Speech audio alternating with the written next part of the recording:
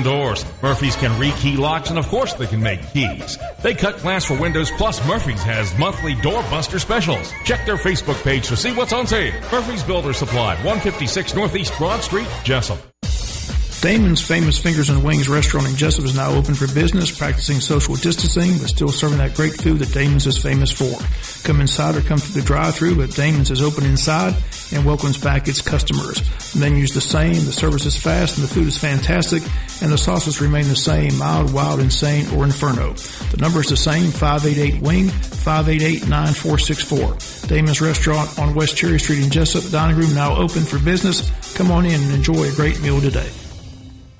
A bank that puts people first. First Southern Bank, investing in you since 1907. Serving Jessup, Patterson, and Waycross. A true community bank led by experienced neighborhood bankers that live and work in our community. Offering competitive loan options for commercial and consumer clients. Stop by the Jessup branch and meet branch manager Mandy Yeomans and her fantastic team. Call 912-810-1540. Let First Southern Bank be your bank of choice. First Southern Bank. Member FDIC, equal housing lender. 8:02 here at the Big Dog WIFO Butch and Bob Show, brought to you by Murphy Builder Supply, Damon's Famous Fingers and Wings, and First Southern Bank. Good morning, Bob. Good morning, Jonathan. It's Tuesdays with Blake Tillery, State Senator Blake Tillery on the phone in Atlanta. A lot going on. The Georgia General Assembly reopened for business on Monday. They got a lot on their plate in a short period of time. Blake, appreciate you being here. I know you're busy, but we'll get right to it.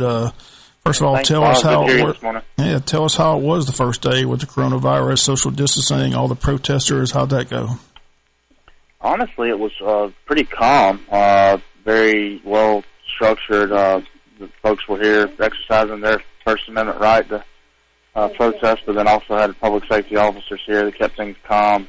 Honestly, it went as it was surreal in many ways, but more for coronavirus, most probably is the social distancing, the old roll calls in the House, and what usually takes about a minute to vote in the Senate, taking about 10 to 15. It's very different, definitely different.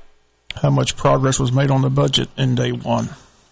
Well, that's kind of my baby now. It's fallen into my lap. So I spent almost all of my time. In fact, came in from morning orders, heard the vote on some rule changes we had to have, and then dove right in. Where we stand right now, about $2.6 billion that'll have to be culled out of the budget that passed in March, and those changes will be wide-ranging, whether it be in areas that affect economic development, natural resources, anything that the corrections, anything that the state does, education, et cetera.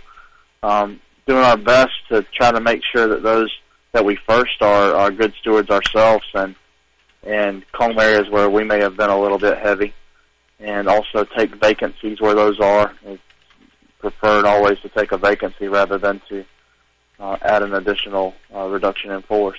So working through that, and probably be able to put something before the Senate committee tomorrow morning would be the most likely timeline. Reading articles before this session began, one thing I saw where they're trying to raise money is to increase the tax on tobacco. Something hasn't been done since 2003. Do you think that's gaining traction? That bill was coming up yesterday in the Senate Finance Committee, and then it got scuttled for some reason or another. I think the scuttle actually had to do with something that happened over on the House side. Georgia's cigarette tax is if it's not the lowest in the country, it's one of the lowest. It's around 34 cents, I think. Some of our neighbors, even North Carolina, a big tobacco state, is about 64 cents. Don't know that if it's taxes, I'd like to be the lowest in every category. But there is a argument that's being made around here that we spend roughly $200 to $300 million on health care related to tobacco issues, and the tobacco tax brings in roughly $100 million, and it could bring in 100 more if you went up to just the North Carolina number. So that's one thing that's being talked about. Another thing that's being talked about is vaping, which is not taxed as a tobacco product at all. Just has normal sales tax on it. So that the question is, do you bring vaping in and treat it like you do tobacco? That would create about $5 to $6 million. Now, creating is a weird way of saying it. It's raising taxes is what it is. there's some arguments there as to whether or not the correlation to the health issues they cause make them easier targets to put that money into health resources. And you're just joining us, Blake Tillery, on the phone with us Tuesdays with Tillery, our state senator and representative. Again, the push is on for the passage of a hate crimes legislation bill. I know the House Speaker David Rawson is pushing this. Lieutenant Governor hasn't really said where he stands on that at the moment. He leads the Senate. Where do you see that heading? Are they going to be able to get that done this short session? Yeah, I do. I want to talk about that for a second. Then I do want to go back and talk about taxes just a little bit more. The Lieutenant Governor has actually been very, very clear that he's supportive of the bill, thinks we need to make some changes to it. He actually said that he thought that it didn't protect enough people and enough. So there's some rewrite going on with that bill. I imagine you'll see it come out this week or next week, and see what support it gets in the Senate. I'm on the Judiciary Committee. I have to be honest with you, though. I've been almost every second that I have has been spent in the Budget Committee, and got a couple of my Senate colleagues surrounding me right now waiting on this call to end so they can ask more budget questions. But they know the folks back home in Wayne County get preference and priority right now. So, all right, we appreciate that. Like I said, we're glad to have you. But I said it's a mad dash. Like I said, 10 days as of today. But like you said, the main issue is the budget because that has to be approved. It goes into effect July 1. So I'm just curious, he says it's been a smooth 7-day one. Any arguments about the budget cuts? Does some agency think it's too steep, or what's your thought? What are you hearing about that? Well, I've been surprised in some ways. Anytime you're cutting the budget, I mean, when we had a 4% cut in the amended budget. Nobody wants it. No one wants to be cut. I understand that, but at the same time, when we're going through the current crisis that we're going through economically, it's not appropriate for us to ask for any more money from taxpayers. And my position on that has been that I've never found the time that I thought that was appropriate. So one of the things that I'm looking at really hard, I think you'll see some move out of the Senate today, is we have a ton of tax credit programs where we've tried to incentivize this or that, and some of those have been successful. Some of them have not. And we need to really look at our tax credits, our tax exemptions, the tax breaks that we've given individuals and companies, and sometimes we've given them to companies that have ended up being sold to individuals. We need to look at that and make sure that those are beneficial to the citizens of Georgia, the citizens that are working every day to provide education, to provide public safety, etc. And if they aren't, then we need to pull those monies back. Again, if you view taxes like a milk jug, if you got water in a milk jug, if you ever want to reduce the tax rate, in other words, turn the milk jug over and pour water out the top, you can't have so many holes in the milk jug that it's all draining out in the sides in the middle. If you plug some of those holes, it makes it a whole lot easier to reduce that top end rate, which it's pouring water out the top of that jug. Right now, we've got a whole lot of little pokes here and there that we need to evaluate, and I think you may see the Senate try to address that even in this abbreviated session. Well, I know everybody wants to get your time today, so I'm going to just end on one more question. One thing also I've read, we are in a coronavirus pandemic situation, and I saw where a lot of businesses are looking for legislation from you lawmakers to protect them from possible lawsuits and litigation. How do you see that playing out? I think that has a strong chance of moving and moving quickly. Want to make sure that we're not taking away rights that individuals have when they are wrong. So in other words, someone can't go obviously intentionally or even grossly negligently affect you. If somebody's doing something that is haphazard or foolish, you need to make sure that there's you have a Seventh Amendment right in the U.S. Constitution to protect them. But as far as COVID-19 goes, this is a virus that we've proven you can catch in a variety of areas. It's not something like a hepatitis C pinprick that you get from a needle. It's something that you can catch almost like the flu. So I do think we need to be careful as far as saying for legal liabilities of companies that we want to reopen. If we need to provide them some protection that say, hey, if you do the things that the CDC guidelines have said, that the governor's executive orders have said, then there is some protection for you there. But I do want to make sure we do it in such a way as to not be overly broad in the eroding or eradication of a Seventh Amendment right. Okay, Blake, again, I know everybody wants to talk to you up there. It's a busy time. Budget is the big priority, and they're a mad dash. There's 10 days left. So we do appreciate you calling in on this Tuesdays with Tillery. Tell Bill Workheiser we look forward to talking to him tomorrow, and hopefully we'll get Stephen back on next Monday. But we wish you guys the best. I think there's a live stream of the session, too. If people want to check it out, I think they can watch it 24/7. I think there's live streaming that. A live stream of that and of the committee meetings, and that was going on even before COVID or anything else. That's been going on for almost probably the past decade at www.senate.ga.gov. If you get bored enough at your home today, feel free to log in, and it's good for narcolepsy. It'll help you fall asleep, I'm sure. I'll tell you what, people are looking for something other than national news. I can promise you that. So you may have more viewers than you think. It might be the only live. Gomer Powell, that's what I'm watching. So that's something I can watch anymore. Can't watch national news anymore. Hey, don't knock Andy Griffith there, Bob. No, I'm not knocking. I'm telling you, that's my highlight of the day. I make sure I DVR about 5 episodes a day so I get some entertainment and have something to watch on TV, because I can't. I turned everything else off. Can't watch it. So I think a lot of people are feeling that way, and just can't. We know anything you see. Everybody's got their. I better stop before I get in trouble. But anyway, that's what I'm down to. Gomer Powell and Andy Griffith. It's a good day. Well, one other thing going on at Senate today on some good news is you've got some locals that are going to get confirmed by the Senate's appointments from the governor. One of them being our mayor David Earl Key, is going to be confirmed today to the Peace Officer Standards and Training Council, which is even more important now given the current civil unrest and things going on in our national environment. We've got a few other locals that they won't necessarily be confirmed today because of the timing of which they were appointed, but they know who they are out there, and I'm proud of them as well. Okay, Blake, again, appreciate your time. Appreciate you calling in, and stay safe in Atlanta. Yes, sir. Y'all have a good morning.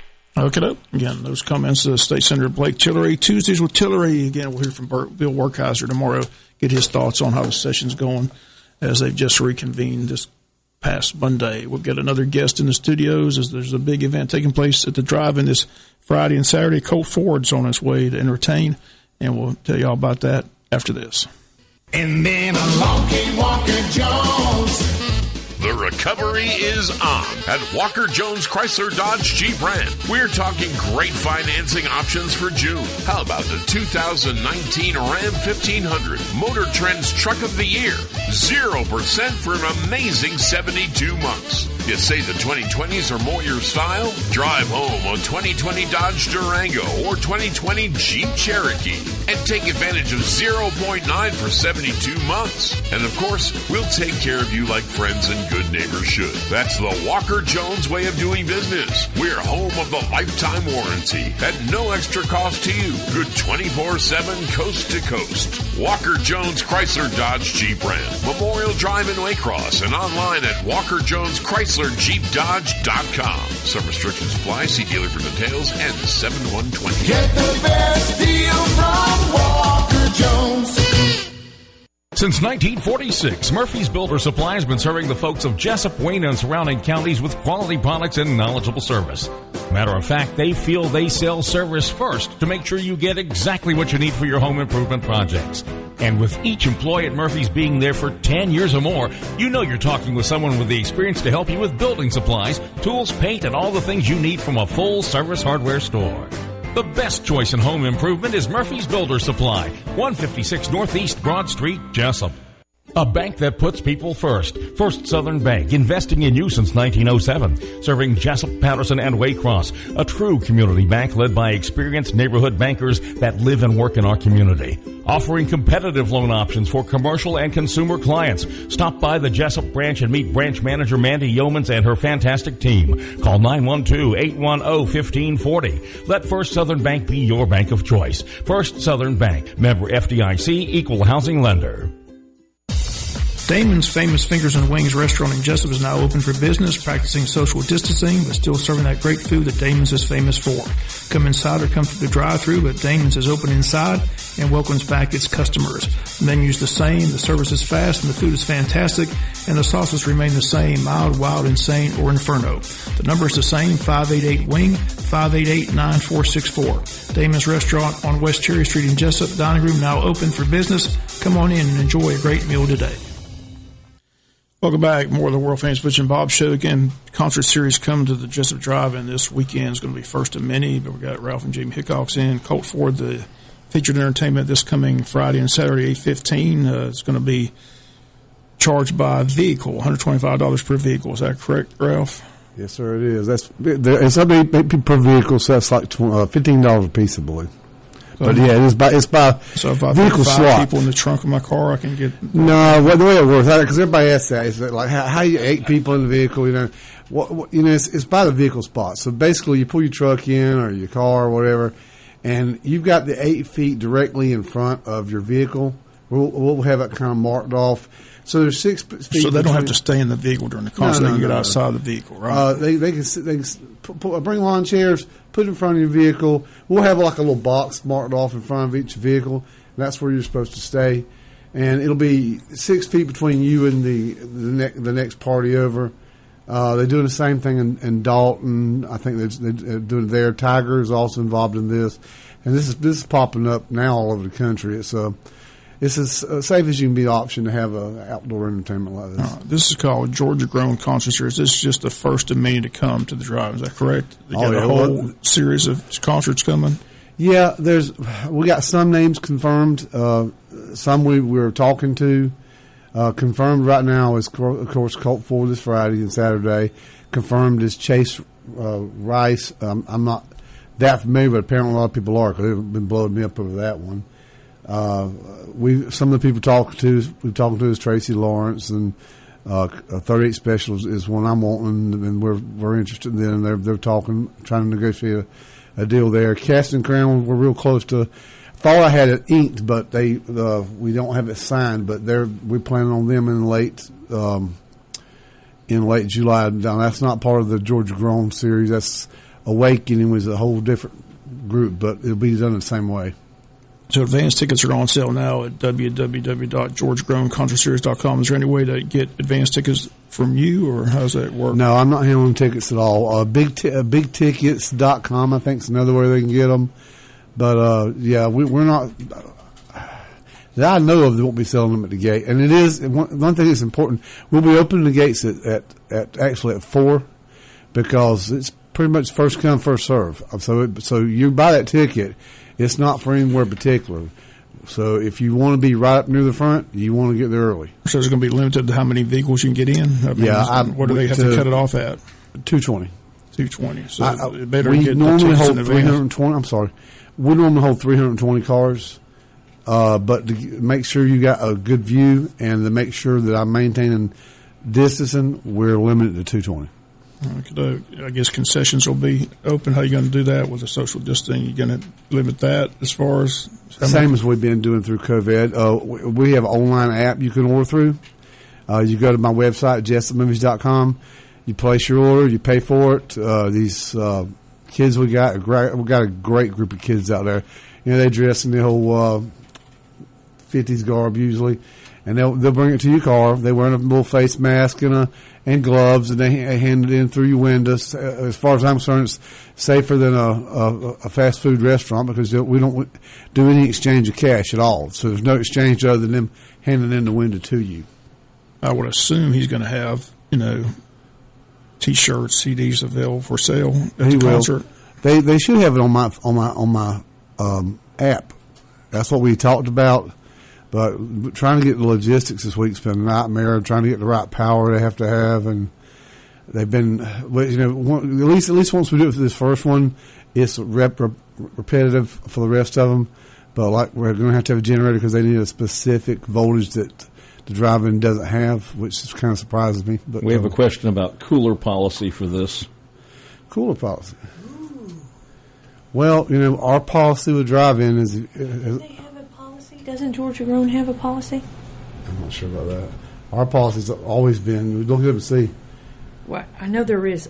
I believe there is, and we'll have to get that information out to you because I know that the production company specifically said something about coolers, but boy, I can't remember what it is. Well, our policy, as it was driving normal, is if you want to bring in outside food, there's a food permit. Now, I'm not sure if that's going to apply with this or not, but I'm sure if you want to bring some in, some kind of beverage or food, you have to have some kind of permit. I'm sure the question is alcohol allowed? That's the question when they're talking We're about not selling alcohol, I can tell you that. But that's what they're asking. They're asking, it's a country concert, Colt Ford, so people are just, I'm sure, curious, are they going to be allowed to bring alcohol in, or is that we will not ask permitted? The authorities and get back to you because we cannot make that call. No, all I can tell you is that we're not selling. We aren't selling. I know you're not, but I'm just. The question is, if they bring a cooler in,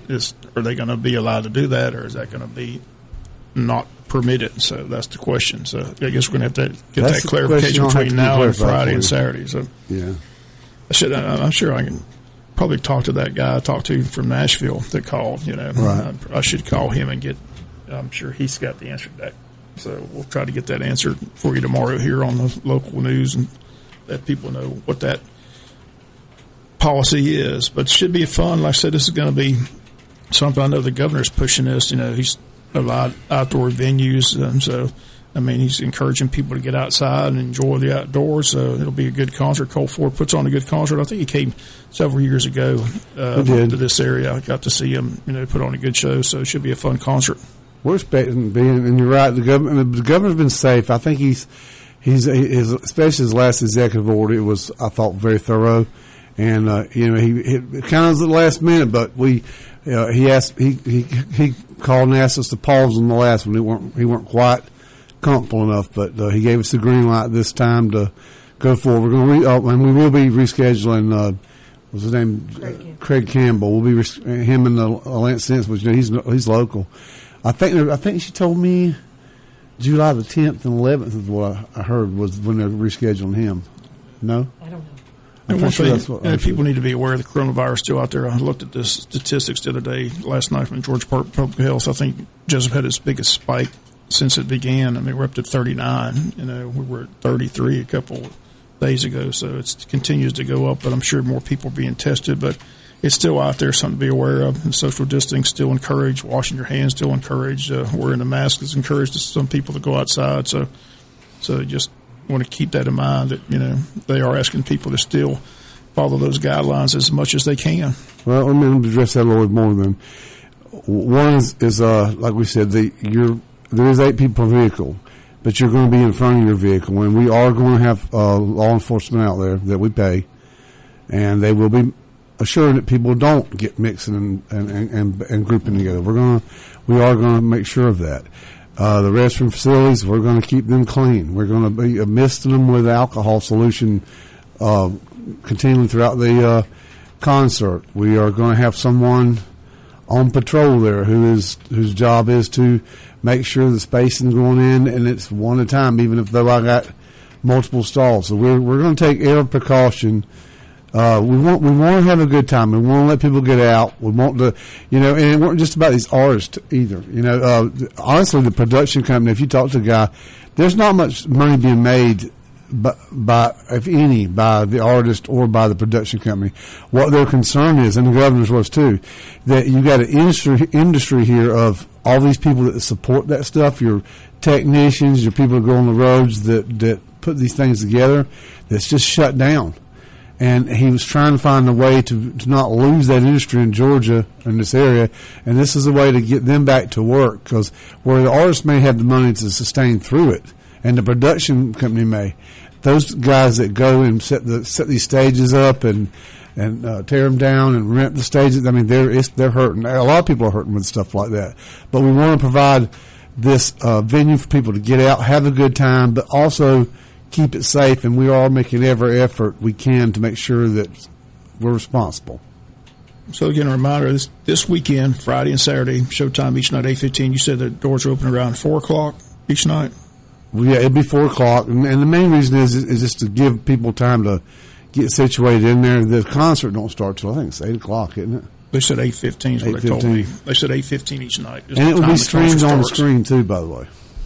It should be fun. Like I said, I'm sure ticket sales are going well. But again, if you want a ticket, they're on sale now at www.GeorgiaGrown.Concert Series. That's all one word. .com. So $125 per vehicle. So. Only other thing I'd like to mention is the Jessup Fire Department has reached out to us. They had a fireman, a first-year fireman, who was hit by a drunk driver, and he's struggling, and the fire department is rallying around him to help support him. He's had 3 surgeries in a week, and they asked if we would help. And we're going to help. They were talking about T-shirts. I don't know if that's going to happen, but we will be out there trying to raise funds for this fireman. We're going to have one of them specifically for him. Was hoping to be this one, but it's kind of short notice. But yeah, a lot of the fire department guys are willing to help with the security. In exchange, we would take their pay. We would pay them and put it into the fund. Plus, the production company and me and Jamie personally have agreed to make a donation to it, and then we'd have a bucket or something to let people try to help, because it was an unfortunate situation. And if anybody's out there, fire department, want to come in and tell us more about it and how people can help, we'd be glad to have them on the show. That'd be good to do. I'm sure a lot of people like to help out. But again, we'll get the answer about the coolers tomorrow. Is there an opening act? Was another question. They said there is, but they have not released who that is yet. Right. So this is the first, and this hasn't been done, so it's we got to see how it's going to go. We're trying to put it on as safe as we can. We want it to be fun, but it's challenging. I mean, the drive-in, while it's set up for admittance and we're gated off, it's not set up to have a stage on. You got to realize that building in front of the projection is like 10 foot tall. Well, the bottom of my screen is 14 foot off the ground. So when you park anywhere on the field, you're looking at a 70 by 60 foot screen, which the bottom is 14 foot off the ground. So any car or anything, the height, well, this stage is going to be tall, but it's not going to be 14 feet. So there's been a lot of challenges of how to park them, where to put the stage, how to get the power, because my power is at the projection room, not at the screen. All right. So but they were concerned about noise ordinance, because I think they plan on rattling Ranier over there with their speaker system. So if I've had people ask about that, or is it listening through the radio? And the answer is no. We're not even going to turn the FM on. Is a live outdoor concert they're going to be peeling it back. Another question we've been asked. Two things. One is Garth Brooks. We've been asked about that, and we'd love to do that if it was live streaming. But they wanted $100 a car, and it's pre-recorded. I mean, I could go watch it on YouTube, just be honest with you. So we just didn't see the value of that. If the public wanted it and they were willing to support it, me and Jamie will pretty much do anything that the public wants that they'll support. The other one they're asking very heavily about is the Cast and Crowns. As soon as I I was a little premature putting that out there because they weren't inked yet, but it's definitely going to be a date, and that seems to be a lot of interest in that particular group too. And I'll as soon as I have a hard date on that, I'll repost that. Again, good Father's Day present. Take your father out to see Colt Ford this Friday and Saturday at the Jessup Drive-In. How about next weekend? Is there somebody lined up for next weekend already, or? That was supposed to be the Garth Brooks concert, so no. No, okay. No. We try to do every other weekend. Every other weekend. Okay. Well, again, we'll keep on promoting it. We'll get the answer about the cooler situation. Have that for you tomorrow. Let people know. If you don't mind, I've got to throw this out there if you don't mind. great interview earlier. I found it a very refreshing. The idea for handling a budget was to stop the holes in the gallon. I think he referred to as stopping up all the little holes and cutting budget, not just raising the taxes. I found that rather refreshing. That's a strategy being used by the state. We'll see how it all plays out. Appreciate y'all coming in. That's going to do it for today's Butch and Bob Show. Again, we got Bill Workheiser tomorrow, Wednesdays with Workheiser, and again Thursday with the Ministerial Association. Just want to remind people about that food drive that the Wayne County Ministerial Association is doing this coming Thursday. It's going to be at the high school from 2 to 5. Again, it's free food to those families who stop by. Everything's free. Wayne County Ministerial Association is partnered with USDA and Convoy of Hope. They'll be giving away to each family 4 pounds of fresh fruit, a half gallon of milk, 5 pounds of meat, 1 pound of butter, 1 pound of cheese. Again, this takes place this Thursday from 2 to 5. Dale Baines with the Ministerial Association will join us Thursday morning to discuss more about the food drive that takes place this Thursday at the high school from 2 to 5 p.m. That's going to do it for today's world famous Butch and Bob Show. Everybody have a great day. Butch and Bob on WIFO at 8:31, brought to you by Murphy Builder Supply, First Southern Bank, and Damon's Famous Fingers and Wings. Good morning on this Tuesday morning, 16th day of June. In the wake of the COVID-19 pandemic, it is important not to put your health care on hold. Preventative testing